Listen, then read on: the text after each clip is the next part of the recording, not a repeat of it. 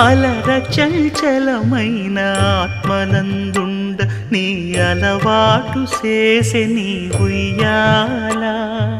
అలర చంచలమైన ఆత్మలందుండని అలవాటు చేసే నీ ఉయ్యాల